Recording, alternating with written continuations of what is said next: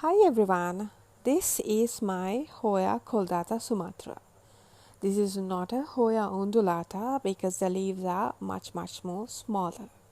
This vine is propped up on a single pole and I have planted the vine in chunky cocoa husk media. I received this vine in a very poor state where the leaves are dehydrated, misshapen and ashy color.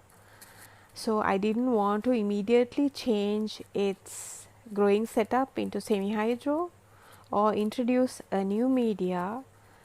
I took the comfortable route where I repotted this in clean, new cocoa husk. Now the plant is doing very well. The whole vine has recovered and it's all greened up, and there are some wholesome healthy green leaves which you will see all over the vine. But the problem I'm facing now is there are secondary vines which are drying out. So therefore I will be repotting this into a total new media to my Hoyas, that is cocoa peat. This is a slab which will expand up to 9 liters.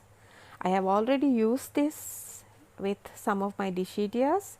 Since Dischidias and Hoyas are in the same family, I know there will be no problems because again cocoa peat is inside the cocoa husk too.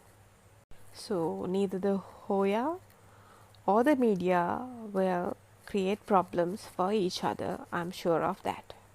I will give this vine a new home in a new media.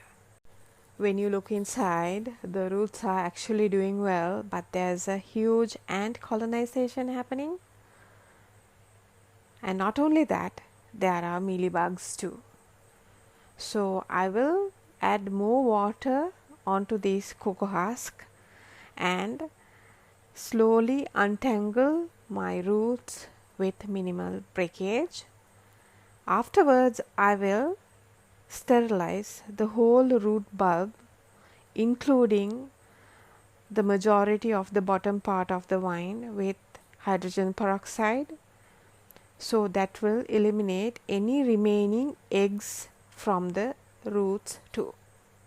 Guys, this is a must before adding a Hoya vine into a new media if there is a mold or any pest infestation in the existing media. As you saw, my vine was very top heavy.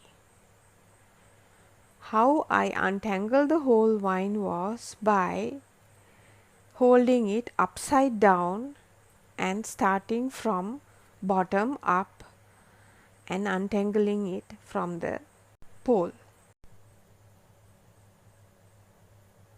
But I need to determine where exactly I would cut this longer vine, which is over 1 meter, into 2 parts, so I will have a better chance of rerooting this.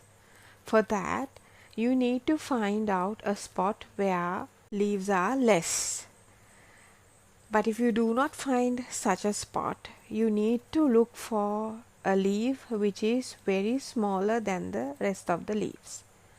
These are tips which I am giving you to minimize the loss of real healthy big leaves and maximizing the cut to be inserted into the media for a healthy and a stable rooting. As you can see, I found a spot where the leaf is very small because all throughout my vines it's filled with leaves. There are no bold spots, and I made the cut where the smallest leaf is. So I got 2 nodes worth of vine to be inserted into the media. After you repot, the plant has to be in a very shadier spot at all times because you are trying to root one fresh vine in that pot. I will be spraying a high phosphorus fertilizer and a high nitrogen fertilizer simultaneously every 4 days for 3 times, then I will go back to my balanced fertilizer. I will also have to watch my watering, since cocoa peat holds in a lot of water than cocoa husk, and I cannot water this until the cocoa peat dries off. You can insert a wet stick or your finger itself into the media and check for moisture levels, or wait until your pot is very weightless. I will summarize once more. If you are raising your Hoya in an organic media, it's worth to lift up the root bulb and check your media once in a while. There are pest repellent pellets you can insert into the media, so you'll not have to deal with these type of issues very frequently. But I do not do this. However, your media can break down faster if there is a pest issue, and vice versa.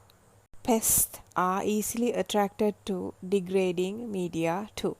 Once you clean out your wine, you can sterilize it using hydrogen peroxide or any other method you like, but make sure minimal damage is caused onto the roots, so you will have an easier recovery of your Hoya after the repotting. If you are used to high nitrogen or high phosphorus fertilizers, you can simultaneously use them, but use half strength of what is recommended on the label, because as always, less is more. I know guys, I keep reiterating these things, but this is, if you are new to my channel, that you would not miss anything that I have previously advised you of. Finally, once your plant shows progress after the repot, you can go back to your normal care, but make sure whenever you use a new potting media, you remember that you have to be careful about the care you give to that Hoya from then onwards until its establishment too. Thank you very much guys for watching, and I hope you've got the tips and tricks I've taught you today and will be successful in your Hoya growing. I hope you have a wonderful day. Thank you very much for watching. Bye bye.